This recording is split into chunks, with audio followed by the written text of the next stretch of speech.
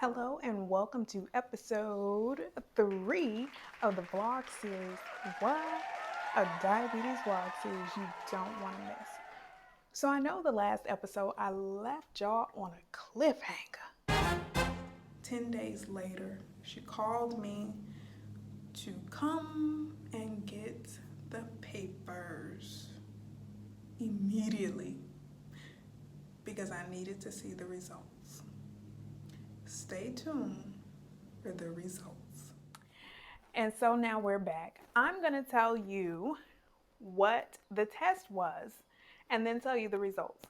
So the test that Dr. Holly took that I have been asking for was the test for the GAD65 antibodies. When Dr. Holly called me to come get those results, I didn't even really know what I was looking at because there was a scale and the scale said 0 to 5. 0, you don't have any antibodies. 5, you have a lot, right? My results were greater than 7,000.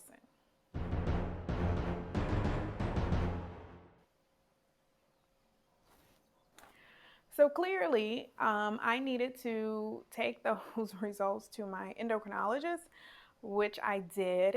I was then called in to do further testing. Upon further testing, it was confirmed. Matter of fact, she called me a few hours later when one of the results came back and said, Felissa, stop taking all the oral medications that I've given you. You have LADA, you need insulin. That's how I was told. So I have LADA diabetes. LADA stands for latent autoimmune diabetes in adults. It is a form of type 1 diabetes, and it's also known as type 1.5. I was so thankful to Dr. Holly for listening to me. I bought her a bouquet of flowers and I left her a note that said, Dr. Holly, I can't thank you enough for listening to me. Because of you, I will finally get the correct diagnosis. You were the third doctor I asked to run the test and the only one who did. It turns out that I was right to keep asking for answers. I thank God our paths crossed. May all your days be blessed.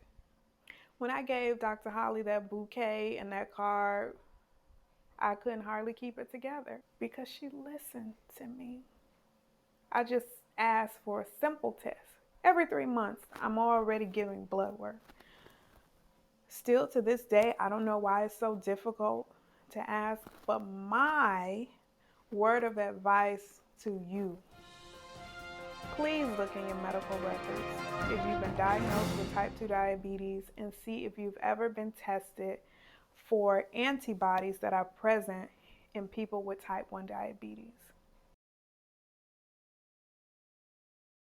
So here I am as a person who has lived 8 years with the type 2 diabetes diagnosis, and I will be living the rest of my life as a person with type 1 diabetes. When that news came to me, I don't know. I had my own stages of grief.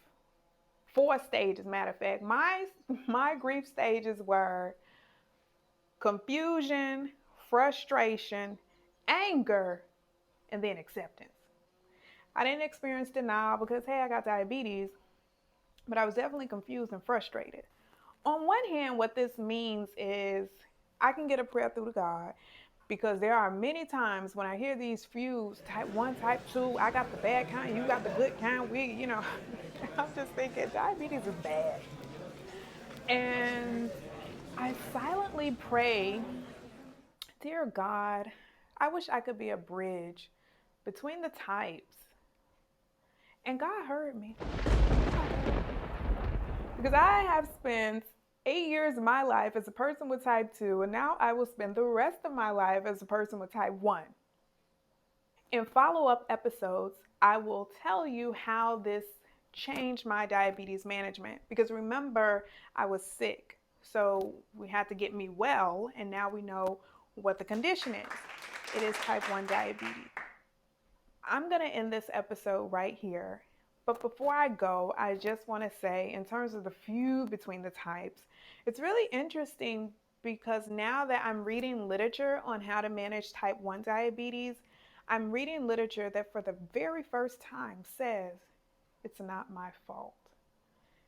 And I think that's very unfortunate that those words aren't in literature for people with type 2 as well. So you can imagine that this vlog series is just the beginning of a whole new level of diabetes advocacy that I'm on. Thanks for tuning in to this episode of What? A Diabetes Vlog Series you don't want to miss.